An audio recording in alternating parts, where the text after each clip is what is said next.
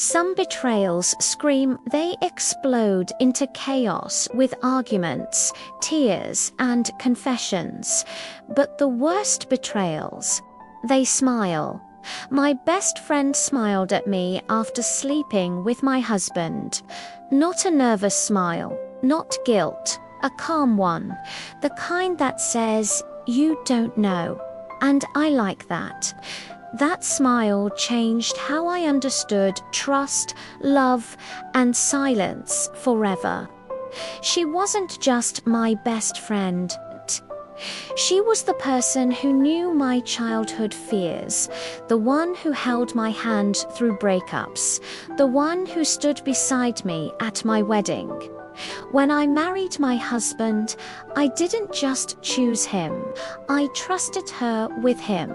She helped me pick my wedding dress. She cried during my vows. She told me I was lucky, and I believed her. Because betrayal doesn't come from strangers. It comes from people who know where you keep your heart. My marriage wasn't perfect, but it was comfortable, stable, familiar. We laughed, we argued, we planned a future, and through all of it, she was always there, too available, too involved, too comfortable in our home. She knew his schedule, his moods, our private arguments. I never questioned it. Why would I? She was my best friend. I thought I was building a life with my husband, but looking back, I was just providing the setting for their story. Betrayal always whispers before it screams. I noticed small things. The way she laughed a little too hard at his jokes. The way he mentioned her name casually, too casually. The way conversations stopped when I walked into the room. I brushed it off. I told myself I was paranoid, insecure, overthinking, because admitting suspicion felt like accusing myself of poor judgment. It was easier to trust the people I loved than to trust the unease growing inside me. So I ignored the whispers. The truth didn't arrive with drama. It arrived with a single, quiet moment. A moment that felt wrong in my body before my mind caught up.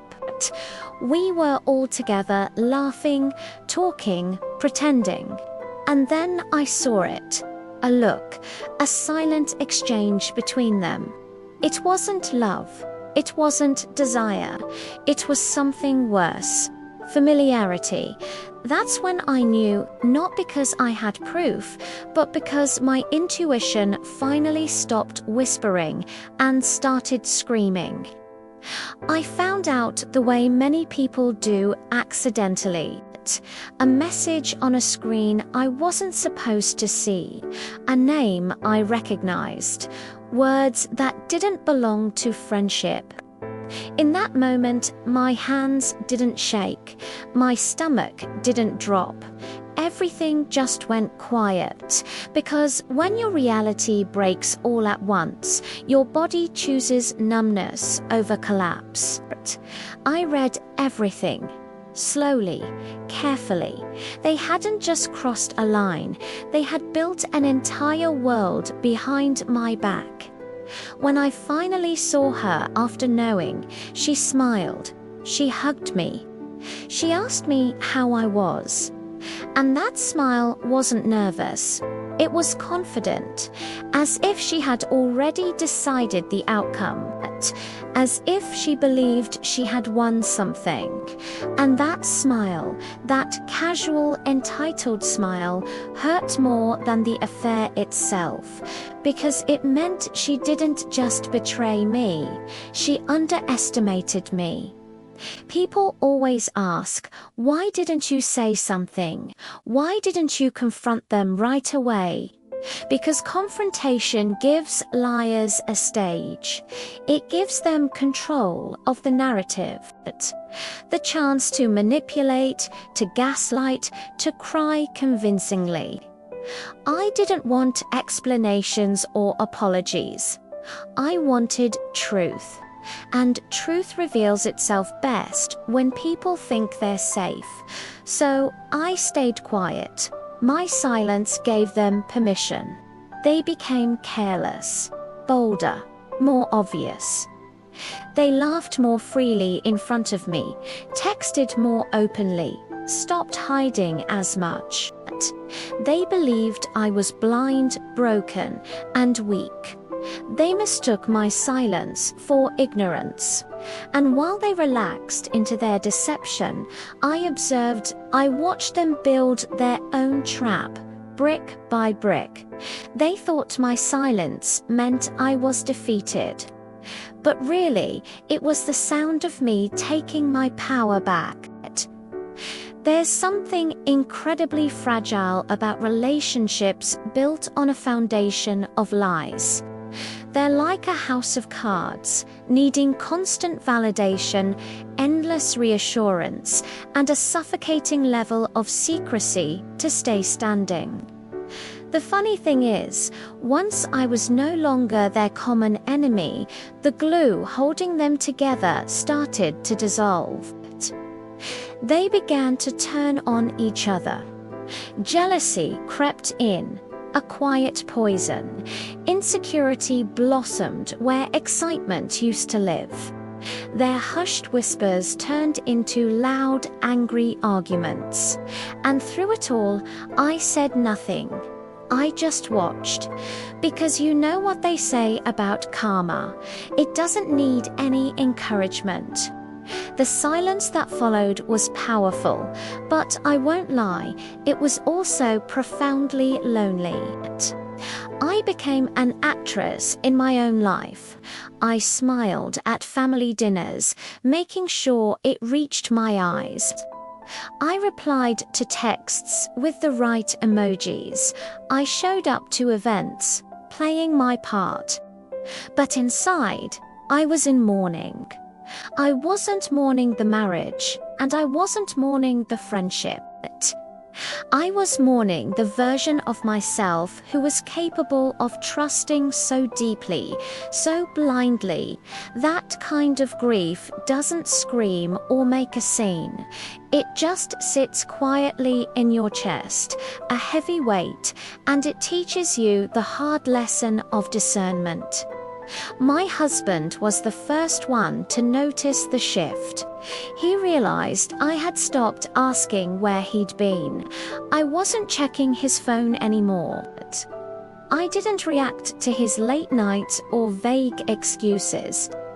My indifference scared him far more than my anger ever had. When you're angry, it means you still care. But when you're indifferent, it means you've already left, even if your body is still there. He'd ask, "Are you okay?" And I'd just say yes. And for the very first time, he didn't believe me. He could feel me slipping away. She was the next to panic. She sensed my distance, this new calm that had settled over me. She saw my lack of competition for his attention, and it unnerved her. She needed the drama, the conflict, to feel like she had won something, to feel like she mattered. So she started to push, to provoke, trying to bait me into a fight. But I didn't take the bait. I refused to play her game. And without my reaction to fuel her, her fragile confidence started to crumble into dust. You know, the truth has a funny way of coming out. It's rarely because someone grows a conscience and confesses. It's usually because lies are just too exhausting to maintain. They require too much energy, too much memory. Their stories started to unravel. The timelines didn't match up. The excuses got flimsier and flimsier, and when the whole messy picture finally came into focus, they both looked at me. They were waiting for the tears, the screaming, the rage, maybe even for forgiveness. But all they got was my silence. Then came the apologies. But they weren't apologies born from genuine remorse. They were apologies born from being caught. They were sorry because they had lost control of the narrative and of me. I'd learned by then that an apology without accountability is just another form of manipulation. It's a way to quiet you down so they can get back to business as usual. And I had learned my lesson. I wasn't accepting them. When I finally walked away, it wasn't with a bang. There was no yelling, no dramatic speech listing all their betrayals. I didn't give them the satisfaction of a grand exit. I simply packed my things and left. Because sometimes the most powerful statement you can ever make is to choose yourself quietly and without needing anyone's permission. Healing wasn't a quick fix. It was slow and it was honest. I rebuilt my life piece by piece without feeling the need to perform strength for an audience. I learned that being loyal to other people means absolutely nothing if you have to abandon yourself in the process. And I learned something else that is crucial. People who betray you will always expect to have access to you afterward. They resent your boundaries even more than they regret their actions. And that smile, the one that used to haunt me, it doesn't anymore, because one day I finally understood it. It wasn't a smile of confidence or power. It was the smile of deep-seated insecurity, desperately pretending to be something it wasn't. And I realized, with a quiet sense of peace, that I had completely outgrown it. If you've ever been betrayed by people you trusted, I want you to remember this. Not every response requires noise. Not every wound needs to be explained to the people who inflicted it. And you don't always need a big, dramatic ending to find closure. Sometimes silence is the clearest answer you can give. Sometimes just walking away is the loudest act of self-respect you will ever perform. If this story resonated with you, if you've been through something similar, I hope you'll subscribe. There are more stories coming, and they're the kind of truths we often avoid but desperately need to hear. Thanks for listening.